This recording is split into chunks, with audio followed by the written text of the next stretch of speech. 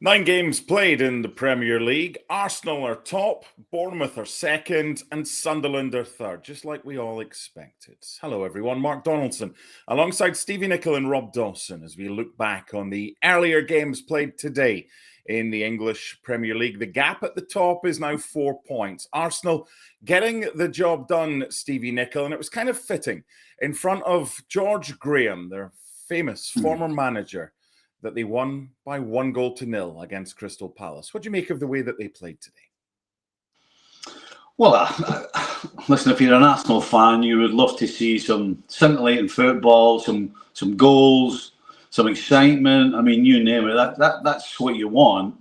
But what you'd rather have is a victory, if that's not what you're going to get. And Arsenal defensively are just so sound. Yes, there were times in the game when Crystal Palace looked a little dangerous, but that final third, both from Palace's point of view going forward and from a defensive point of view of Arsenal, I actually don't remember Raya making a proper save. I mean, that just tells you how strong defensively Arsenal are. And whilst you don't let in any goals, it only takes one to win a game. And surprise, surprise, it's another set piece.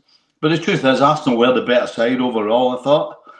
Yes, the last 20 minutes wasn't ideal from an Arsenal fan point of view.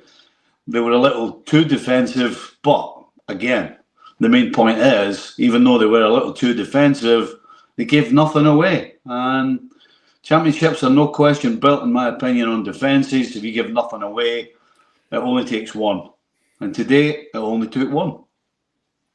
There's a lot of teams that would love to be able to score one and know they're getting all 3 points. Rob, 5 clean sheets in a row for Arsenal. Nearly 8.5 hours since Nick Voltemada scored against Arsenal. That was for Newcastle at St James's Park. However, Gabriel with that late winner in that one. So they know how to put the ball in the back of the net. They know how to keep it out.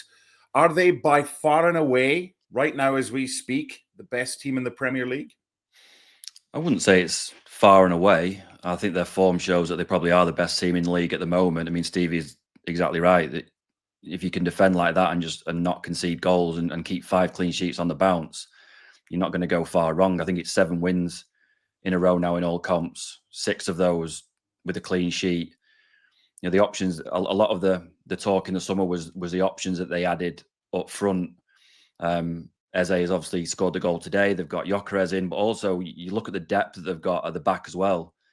Miles Lewis-Skelly's been on the bench today. Ben White was on the bench today. Ben White was a fixture really, either right back or centre half at Arsenal a couple of years ago, and now can't get in the team because Jurrien Timber's playing so well at right back, and you've got Saliba and Gabriel at centre half. So I just think that the depth all over the pitch is a massive thing for Mikel Arteta.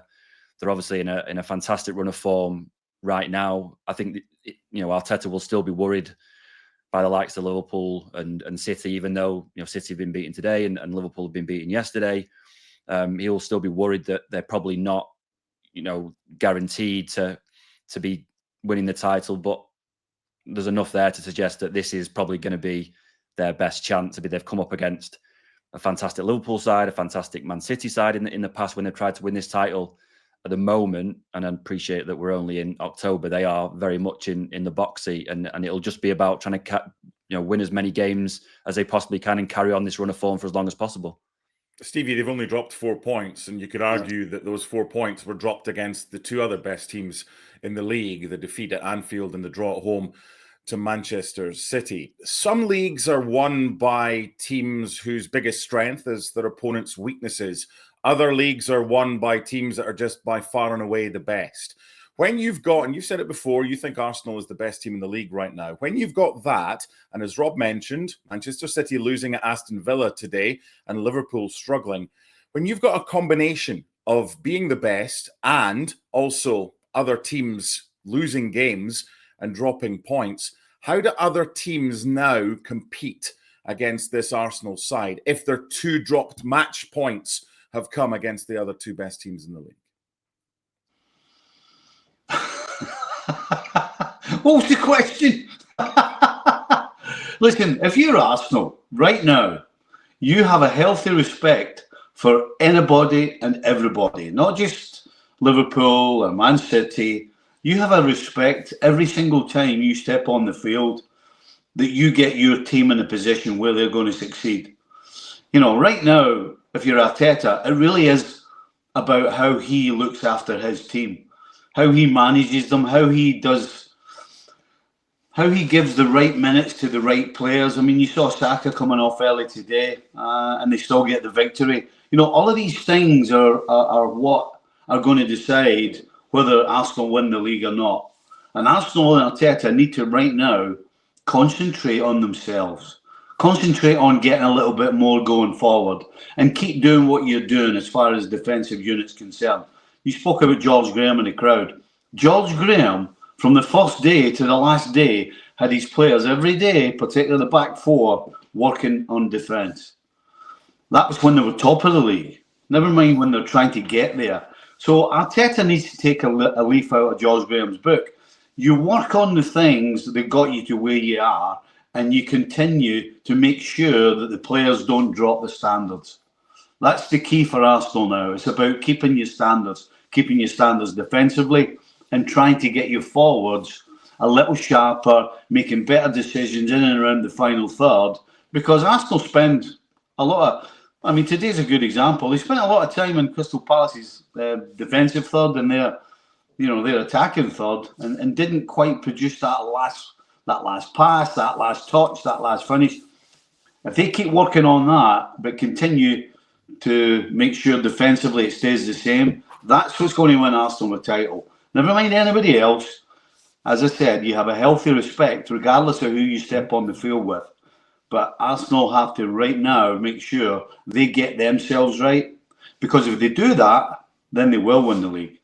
Taking all that on board, Rob, what have Arsenal and specifically Mikel Arteta learned from these consecutive second-place finishes that can help them this year go that step further? Well, I think you gain experience with those kind of setbacks. I mean, we talk a lot about, needing to be in that kind of that title race before you actually go on and win it. I think the experience of going so close and missing out, obviously at the time will have hurt a lot, but it makes the group better. I think when you're in the situation, again, I think he's probably learned that it comes down to very, very fine margins, perhaps even finer than he thought. I know Mikel Arteta is very kind of focused on those tiny kind of advantages that he can get. But maybe in the last couple of years has realised that it really is down to those kind of fine margins, and you have to be perfect to that. And we've seen that with his set pieces, with the throw-ins, all these kind of things, that just these little ways that he's trying to give Arsenal that edge. I think sometimes he gets a little bit of stick for being so kind of pedantic with that kind of thing, but I think that kind of thing can only help a team that's going for the title. I think perhaps in the past he's come up against a City team in particular that were near perfect in the second half of the season. I think the Premier League probably is so strong now that perhaps we're going to see the Premier League won this year with a lower points total, because so many teams are going to take points off so many other teams. So perhaps you don't need to go on a 20-match winning run to do it. I just think that when Arsenal players, that the core of that group who have been in that situation before, if they can take that experience on, particularly in the second half of the season, perhaps not now, but in the second half of the season, when we get to sort of February, March, April, that can only help Arsenal if their goal is to win the Premier League. I mean, having been so close and being in such a strong position right now, there'll be an awful lot of players in that dressing room looking around thinking this really is our chance. Stevie, I thought Palace were really good at the start of the season, went on a decent run, hard to beat, building on that FA Cup final win. But that's now 4 without a win, losing 3 of them and a trip to Anfield next in the League Cup. What's the difference between the way they started the season and the way they've played in the last month or so?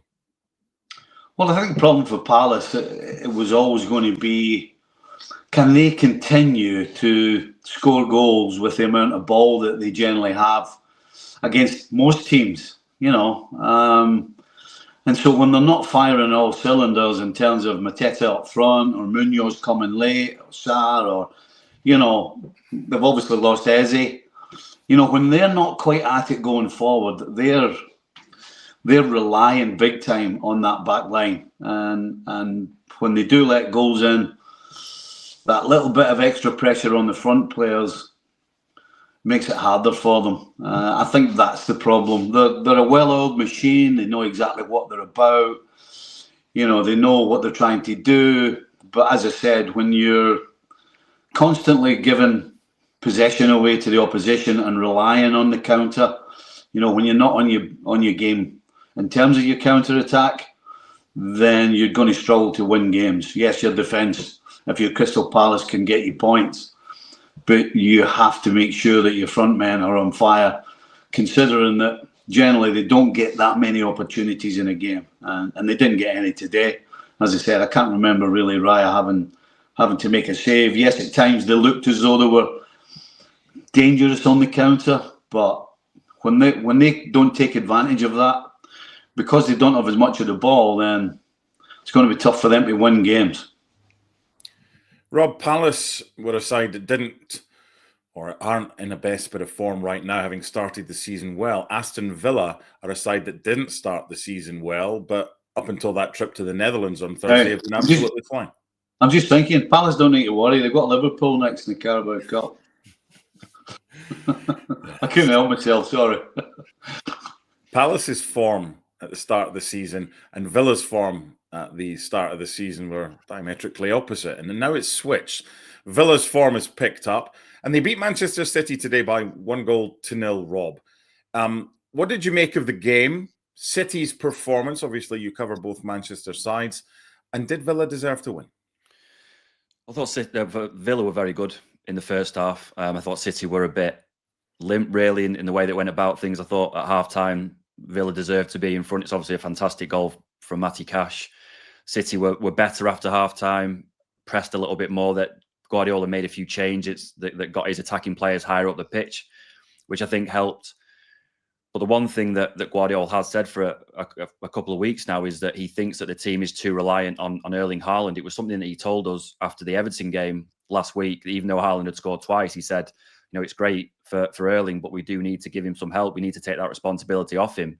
Now, it can be hard for City when you've got such a fantastic goal scorer that you kind of naturally always looking to that guy to bail you out. But he can't score in every single game, and he has obviously not scored today. And City have ended up losing. In the Premier League, Haaland's got 11 goals, and no other City player has got more than one. And that can't be right. You cannot rely on Erling Haaland to bail you out every single week. And today, I think City haven't created an awful lot.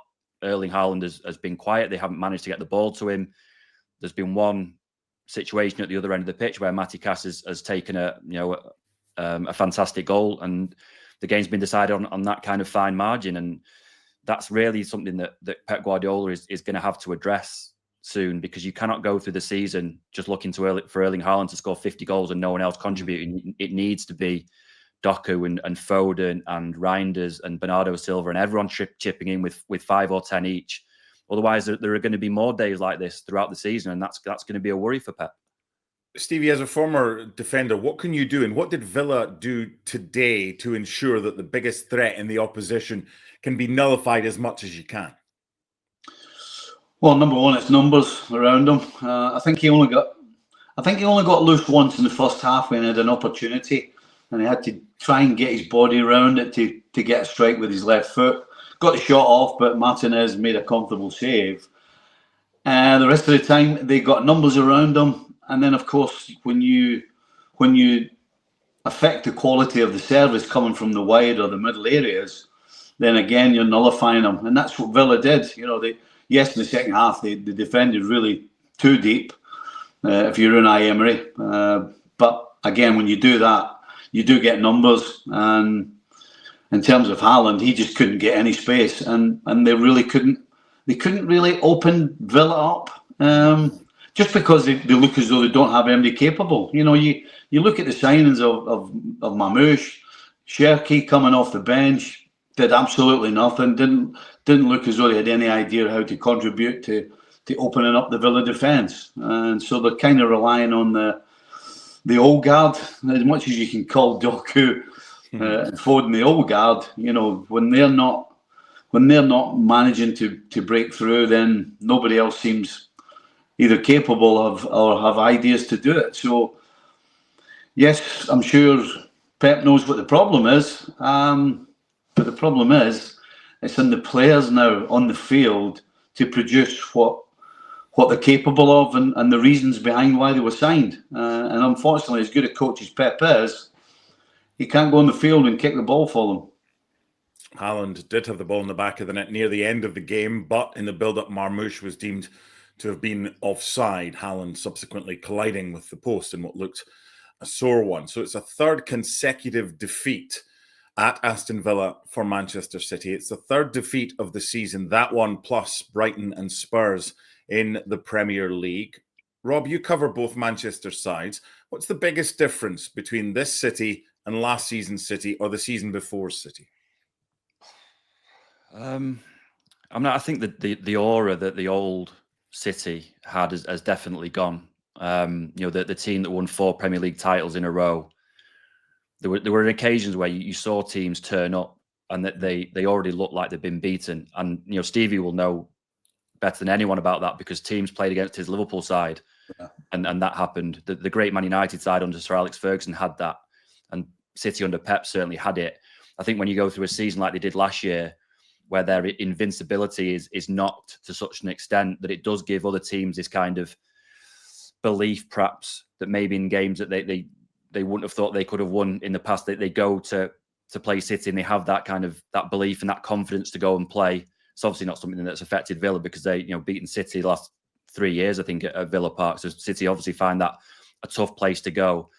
I think Pep is still trying to rebuild his group. There has been an awful lot of change at City over the last 12 months. The likes of Walker, De Bruyne, Edison, Akanji have all gone. He's trying to mould a new group together with the new signings that he's brought in and trying to keep them at a level that lets them challenge for the Premier League title. And he said a couple of times this season that his aim between the start of the season and Christmas isn't to kind of, run away at the top of the league. It's just to stay in touch. He doesn't think that this City team is capable of just blowing the rest of the league away, which they have done in the past. All he wants them to be is sort of January, February time in the mix. And because of that, I don't think that today he will be too bothered today that they've lost. I mean, obviously he'll be frustrated that they've lost a game because he doesn't ever want to lose a game. But they were 9 unbeaten before today. They've lost today. I think that if City can bounce back and be in and among, Arsenal, Liverpool, the others by sort of Christmas, January time, he'll be relatively happy because, this is still a team in transition and they are kind of learning to play together. They are, learning what Pep wants for them. And that's going to take time, as daft as that sounds, because they are serial winners. It's going to take time for them to gel properly. Stevie, Rob, sorry, on you go, Stevie. No, I'm thinking about, that aura. I was going to ask you about the fear factor and when it goes. Well, the thing is, everybody always talks about how the opposition don't have that fear anymore, and yeah, I guess that's the probably the most important side of it. But the other side of it is the City team itself, because you go on the field when that aura is there. You go on the field and you're carrying that as well because you're going to win. But when that aura goes, not only does the opposition think they're going to beat you, but you go on the field not sure that you're going to win. I mean, that's such a huge turnaround in terms of psychology. And as I said, everybody always concentrates on the opposition not being scared, and they actually forget that the actual team who had the aura, they feel it as well. They know that it's not guaranteed, where it used to be, we're winning today, regardless of whether it's home, away, or whoever the opposition is. It's such a huge turnaround. It's so important. That was going to be the question to you, and the follow-up was going to be, there's 2 different types of players depending on the team that they're in. Some it might just be a blip and they'll know that they're getting the fear factor back, but others it's like it's gone and we ain't getting this back. As you've just described, what about these City players? Do you think they'll feel, you know what, the fear factor might be gone for now, however it'll be back, or do you think no one fears us anymore? I don't know what we do. Well, I think there's been a lot of changes in a short space of time at City. Rob was talking about who's gone and who's coming to the end, and so those players that have been there probably over the last 6-7 years are the ones that feel that more. as opposed to the guys who are coming in are number one, just trying to fit in and try to learn how City play. So, it's a little bit of that aura was never there for some of them, but you've got the experienced guys who've been there, who are running around trying to figure out how they get it back. And probably for them, for most of them, the Bernardo Silvas, they're never going to get that before their time's over at Manchester City. As far as Villa's concerned, Rob, they don't score many, but they don't concede many as well. They're not in the Champions League. They're in the Europa League. Yeah, they lost on Thursday. Could it be a blessing in disguise? We saw what Chelsea did last year in the Conference League, and they rested most of their key players for the group stage, the league stage. Could Villa use that, as long as they pick up points, to maybe Thursday nights or for fringe players to keep everybody fresh for Sunday and Saturday Premier League games?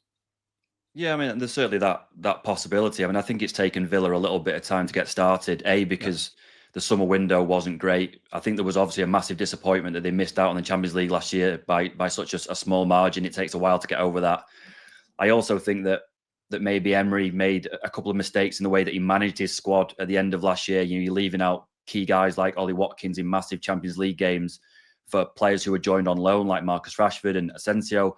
And it takes a little bit of time for players like Ollie Watkins to buy back into what you're trying to do. I think all of those factors combined probably led Villa to have a bit of a slow start, but it certainly looks like they are back towards being the team that we saw, last season and the season before that. In terms of what they're doing in Europe, I mean, I think it's tough for any of these teams that are playing in Europe, likes of Villa, Palace are another one, to balance that midweek commitment with also playing in the Premier League at the weekend. And just in the last sort of 48 hours, you've got Ruben Amorim and David Moyes both saying that is a huge advantage for any team not playing in Europe in the Premier League, because there are so many Premier League teams in Europe this year that anyone who's not and has that free week is at a massive advantage. But if you're Aston Villa, you can manage it in a different way. You can rotate perhaps a little bit more on a Thursday night. I mean, they obviously lost on Thursday, but they did rotate a few. I mean, Ezri Konsa didn't play. I don't think there was a couple of others. Morgan Rogers, I think, was on the bench. So if you were able to do that and bring in fringe players who you can keep happy with European football, like you just said there, in the way that Chelsea did last year, it's not too much of a distraction. I mean, it's an awful lot more games than perhaps an Everton is going to have to play, or a Man United. But there are ways that you can manage that, as long as you're not running your key guys into the ground playing Thursday, Sunday, Thursday, Sunday, Thursday, Sunday. I think that there is a way where it can be a little bit of a benefit. And probably this week, Villa have shown exactly how to do that.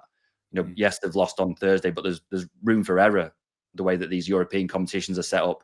And they pick the main guys that come back in on Sunday and beating Man City. Stevie, we spoke about fear factor, but we're talking about Manchester City. What about Aston Villa? It's Liverpool up next at Anfield. Should they go there and have a go within reason and have nothing to fear the way Liverpool are right now? I think they should. I think anybody playing against Liverpool right now has to take advantage of the fact that Liverpool are searching for pretty much mostly everything, both defensively and in an attacking sense. And so, yeah, if you're a Villa and you're actually on the rise, then I think absolutely you go and play smart. Listen, you don't open up away from home particularly and go crazy and try and go toe to toe. But I think you certainly put some pressure on and try and start the game on the front foot and try and keep Liverpool down and don't let them get any sort of head of steam up. So it's kind of a balancing act between not sitting too deep, but actually putting pressure on the opposition. And this weekend it's going to be Liverpool. So yeah, I think regardless of whether it's Liverpool or anybody else, if you're Villa and you're coming up against somebody who's struggling, you have to try and take advantage of it. And I would suggest that not sitting on the top of your box would be a smart move. Certainly not pushing too high. That wouldn't be smart either.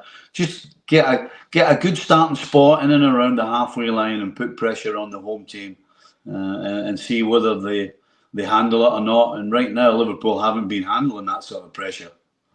Rob, let's wrap this up with the other two games. Bournemouth 2, Nottingham Forest 0. Bournemouth go second, Forest stay third bottom. Could Bournemouth be this season's overachievers like Forest were last year? I mean, certainly by the looks of the way they've started the season, yes, there's no reason why not. I mean, I saw Bournemouth play Man United on the US tour in the summer, and they got beaten by 4, and I was actually quite worried for Bournemouth at that point because they'd lost so many players from last year. They lost a goalkeeper, Kepa has gone, half the back four has gone. It's hard to recover from that if you're a team like Bournemouth, but obviously, the recruitment has been fantastic. Iraola is doing an absolutely wonderful job, to the point where if there was another big job coming up, you would expect him to be front and centre to take it, whether it was a top 6 job or one of those big European jobs.